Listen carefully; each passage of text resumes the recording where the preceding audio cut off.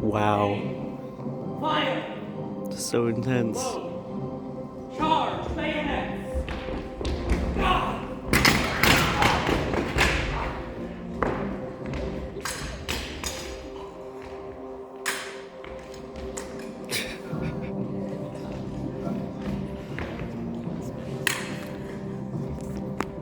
Oh my goodness.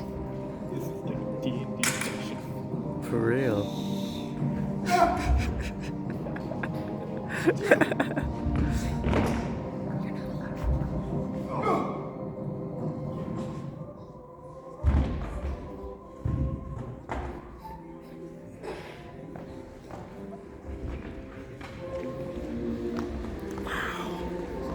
This is amazing.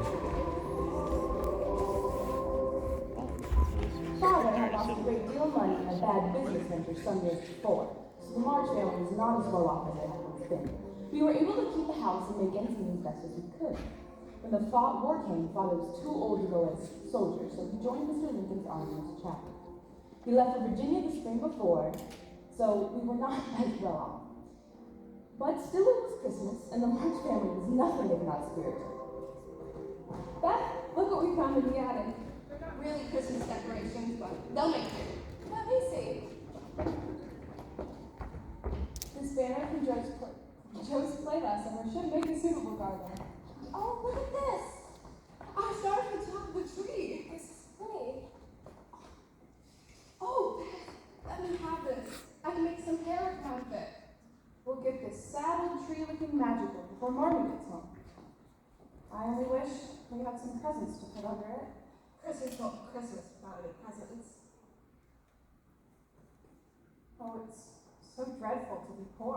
I don't think it's fair that some girls who have plenty of big things and other girls nothing at all. But we have mother and father and each other.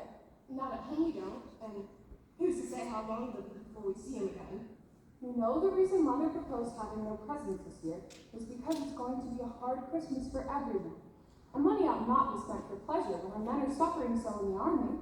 We can't do much, but we can make our sacrifices and ought to do it gladly. I just wish I felt more proud about it. That's Meg, the oldest and most practical of the March girls. We always looked up to her because she was so responsible. I don't think it's fair for some girls to label your father and call him names if he's not rich enough. I wish we were as wealthy as the Lawrences. I'd thumb my nose at those girls and teach them a thing or two about manners. That's Amy, the youngest, and as she likes to remind us, the prettiest. Oh dear, that key is sticking again. Oh, don't stop playing, Beth. We love it when you play. I only wish I played better, that way this old piano wouldn't sound so bad.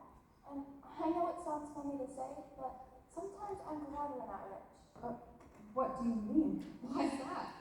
Well, Meg, didn't you just say the other day that the Watson children were always spreading and fighting in spite of their money? Well, yes. That we were a great deal happier than they were? Well, I think we are, for though we do have to work and we do without things, we make fun for ourselves, and I wouldn't want it any other way.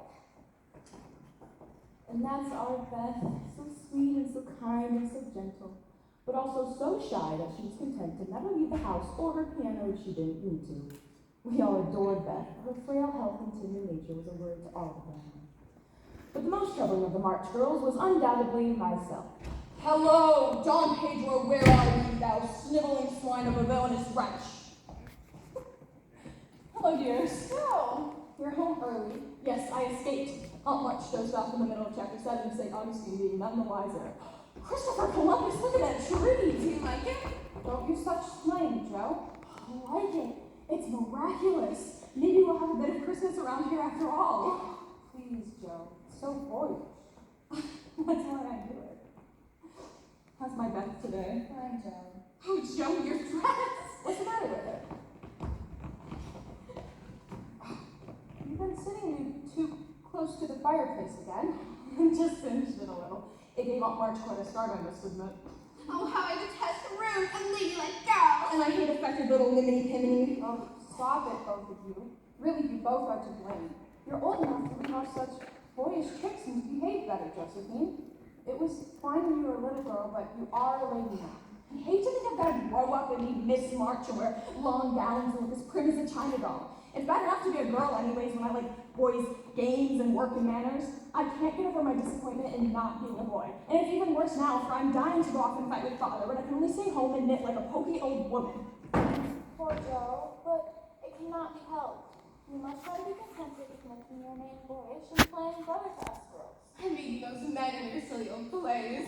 As for you, Amy, you're altogether too particular and prim. Your airs are funny now, but you'll grow up an affected little goose if you don't care. Honk honk!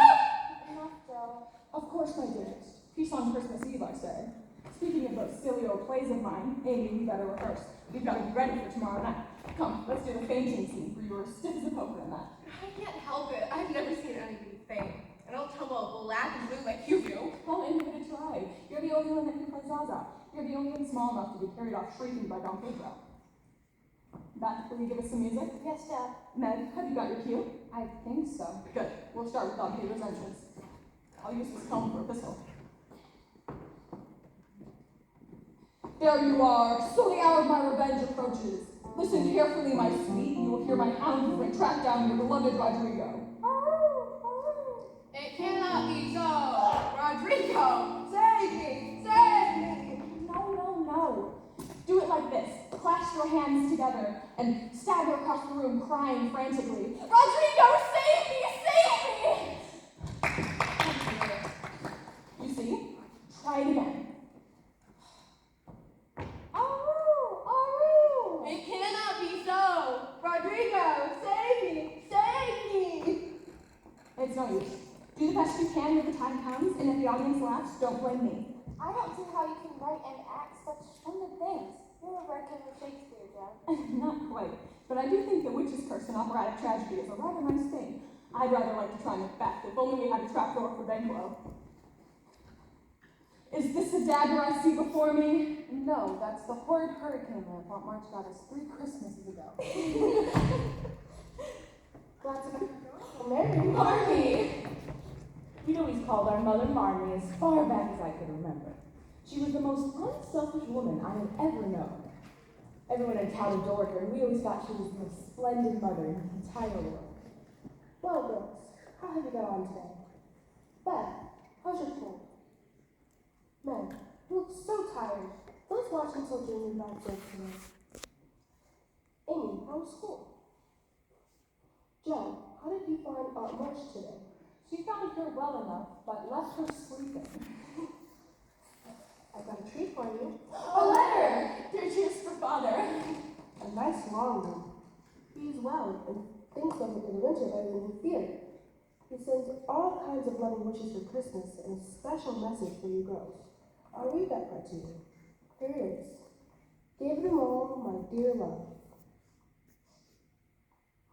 Father! He hopes that when he returns, he may be fonder and prouder of his little women. Oh, Meg is right. I am a selfish little goose. I'll try not to be so rough and wild, but you might be here instead of wanting to be someplace else. That's Hannah, our housekeeper, our cook, our rock of Gibraltar. She's been with us since Meg was a baby. Good evening, Mrs. March. Merry Christmas, Hannah. I best be telling you that the couch is just pulled up to the wall. I don't have to make you guess who it might be. Aunt March. Oh. Whatever can she want?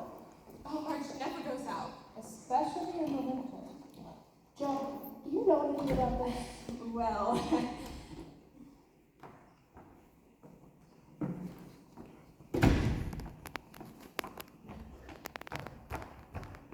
Josephine! Yes, Aunt March? It seems you neglected to relay your Christmas wishes to your aunt before leaving today. I am sorry, Aunt March. Merry Christmas, Auntie. Girls, please offer your best wishes as well. Aunt March was my father's aunt. She was extremely rich and extremely unpleasant. She was widowed and childless, and rarely left her house on the hill due to her many ailments. When father went to war, I was hired as her companion, so it was my job to read to her and be at her beck and call. Josephine left today before I had the chance to give her these. One for each of the girls, $1 each. Thank you, Aunt March. You can thank me by spending it wisely, and not in the foolish manner that young girls are accustomed to these days. Yes, Aunt March. Thank you, Aunt March. Would you like to stay for some tea? Nothing of the kind. I must get back home before I catch my death from this cold. It was not a trip I anticipated taking. I understand. I'd be glad to hear, Aunt March, that today I received a letter from Mr. March. He is well and speaks optimistically of the winter ahead. Foolish nephew! To run off and join the army at his age? Where does he get off doing such a thing? And to leave a family behind for others to take care of, no less. We take care of ourselves, Joe. Thank you for coming, Aunt March. And please, Christmas wishes. Yes, good day to you all.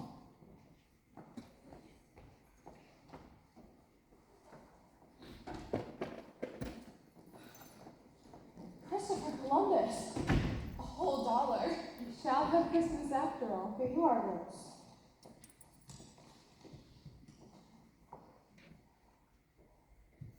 Do you believe what she said about Father? I think I'm going to get a little box of Paper's drawing pencils. I really need them. I shall get that blue and yellow bonnet. You know, Joe, the one we saw at Mason? Nothing like that for me. I've had my eye on those volumes of Undine and Sintram for the longest time, and now I can get them. What about you, Beth? What will you do with your dollar? Do you think it'd be alright if I bought some new sheet music? They have so many wonderful songs at Mason's.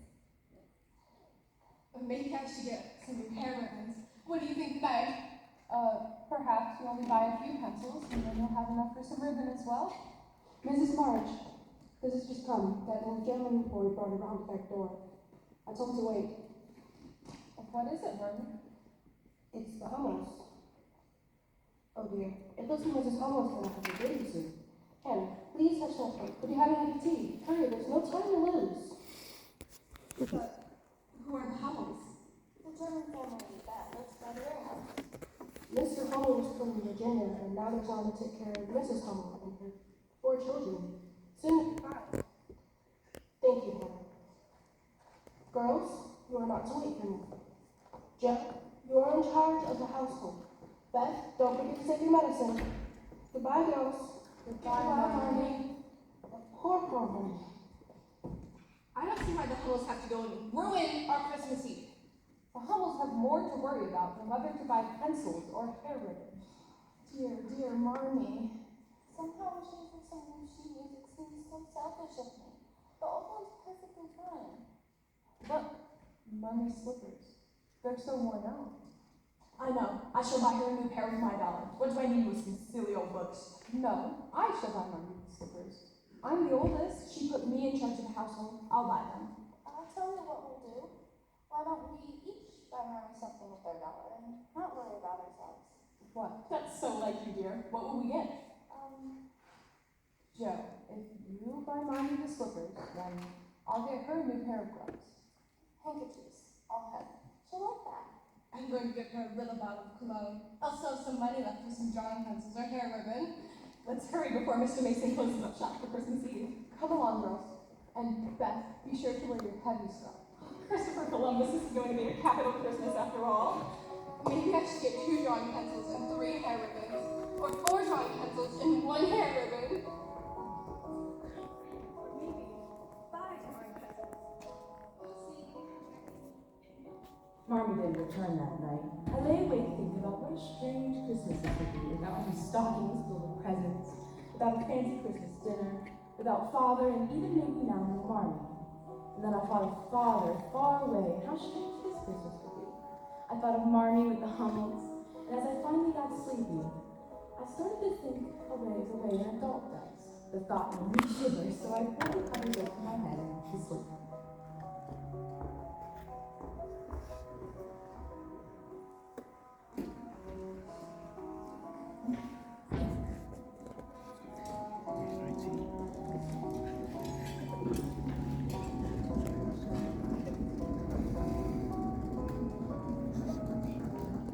It's not over yet.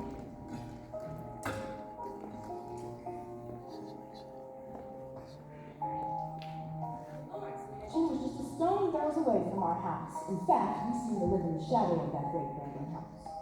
Mr. Lawrence was a private sort of person, a stern-looking old man who only left his house under the cover of his big fancy carriage. Me and my sisters had paid little attention to the goings-ons in that house till late that December. Mr. Lawrence's grandson, Theodore, had came to stay there right after Thanksgiving. He seemed just as secretive as his grandfather.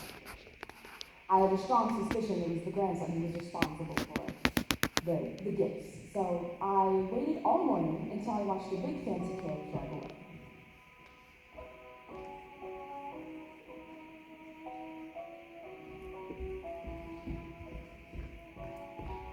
I'm sorry, but this is my grandfather. He's coming to town. Has he? That is disappointing. You must excuse me then. No, please, you mustn't go. I only came to thank Mr. Lawrence for the splendid Christmas. You see, not too many visitors around here. You're Josephine, aren't you? Yes. I mean, no. I'm only Joe. You see Mr. Lawrence? I'm not Mr. Lawrence. I'm only Lord. Lori Lawrence. What an odd name. No, my first name is Theodore, but I don't like it because the fellows at school used to call me Dora for short. So I made it to Lori instead. I hate my name too. Josephine. So sentimental. I wish everyone would just say Joe instead. How did you get the boys to stop calling you Dora? I thrashed them. Oh, well, I can't very well thrash out much, so I shall have to bear it. This room is capital, just capital. Boy, what I could do with a room like this. You mean for one of your plays? How do you know about that? Oh, well, I'm rather lonely here. Grandfather likes his books and is quiet, and I get awfully bored. You understand. And so sometimes I forget to close the curtain at the sitting room window, and I've seen you rehearse. You have? How I wish I could have seen last night's performance, but there were some ladies watching with you. I'm sorry. Oh, don't be sorry. You see, sometimes when the lamps are lit, it's like looking at a picture to see the fire and you all gathered around your mother. And I can't help but watch. I have a mother, you know. And that's why you've come to live with your grandfather? Grandfather took me out of school last fall and brought me here to keep the title. He doesn't hold much store in schools and such. So here I am. It must be dull as blazes all alone in a big old house like this. Oh, excuse my slang. That's quite all right. Christopher Columbus, if I'd have known you were interested, I'd have let you play Rodrigo. You would have been smashing. I'd have done my best. I played Macduff in school once. You did? Did they have a trap door? Then yield thee, coward, and live to be the show in days old time. That I will try the last before my body. I draw my warlike shield. Play on, Macduff. What?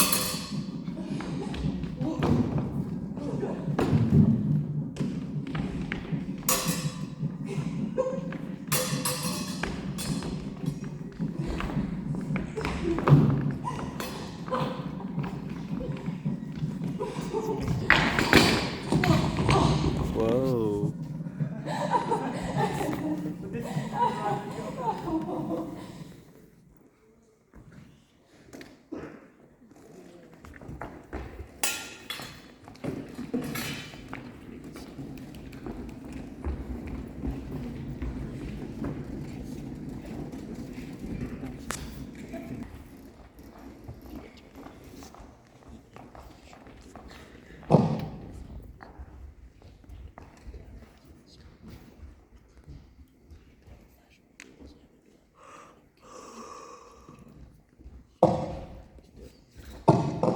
You must be the young Mr. Lawrence. I've heard so much about you. May I present my daughter Clara? Pleased to meet you. We were so hoping to sit next to you at supper. I was telling Clara just how much the young Mr. Lawrence looks like his father. It's quite remarkable. You knew my father, Mrs. Moffat? Well, no, but one hears so much about him. The late Mr. Lawrence was very highly esteemed here in Concord. I see. I'm sure that I speak for myself and many others when I say just how delightful it is to have you here. Thank you. I was saying just that to Clara at supper. Isn't it delightful, Clara, to have you Mr. Lawrence? Excuse me, but I believe they have started the dancing.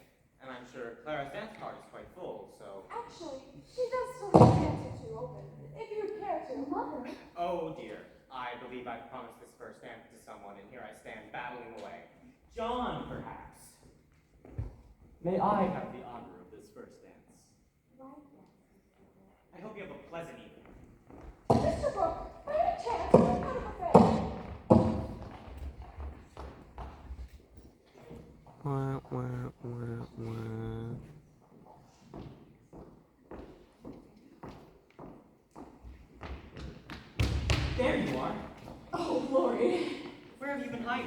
I've been searching for you ever since supper. Hiding? Why would I be hiding?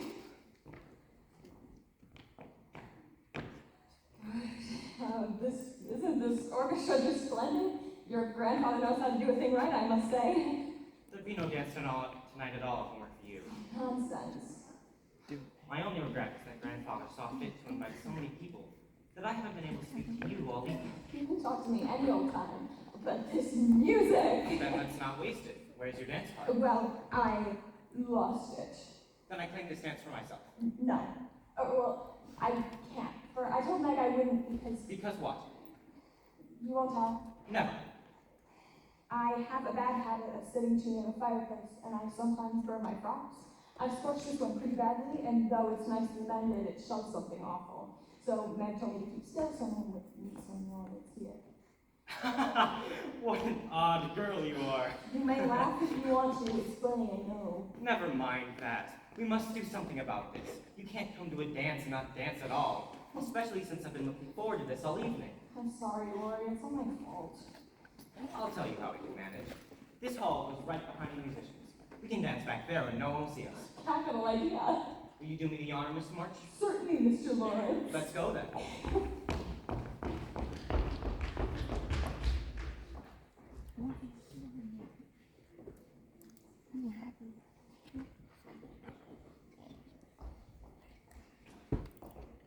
Are you all right, Miss March? Oh, ever so fine. I'm having a marvelous time. It's just that I needed a breath of air, and it's cooler out here. I hate to keep you. Please go back in. I'd much rather stay out here with you, if that's all right. You didn't miss any of the dancing. I'm afraid I'm going to have more than my fair share of dancing tonight. There does seem to be a shortage of young men in there.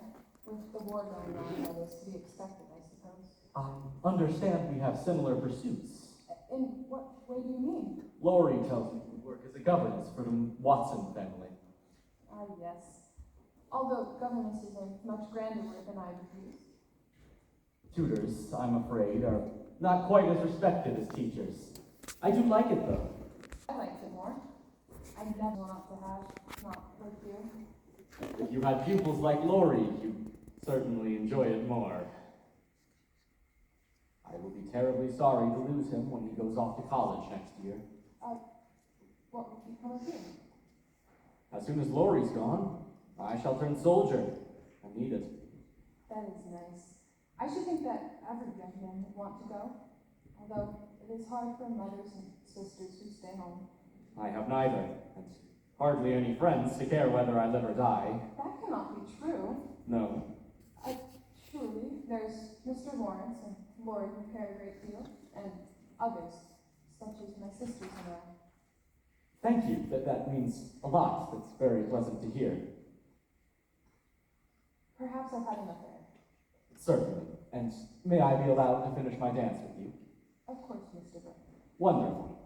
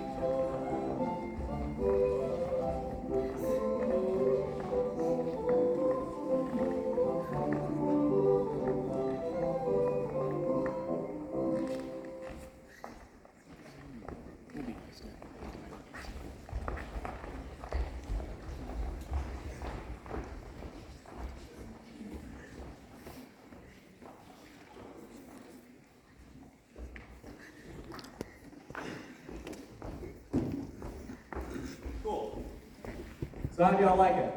I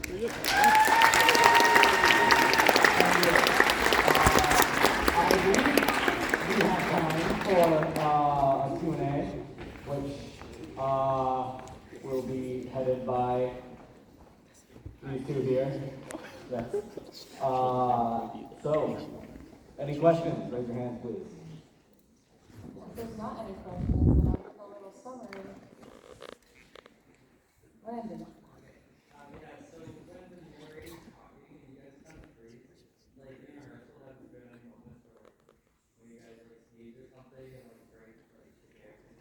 Yeah, there's been many times where during rehearsal, well, yeah, yes, there has been times when that's happened.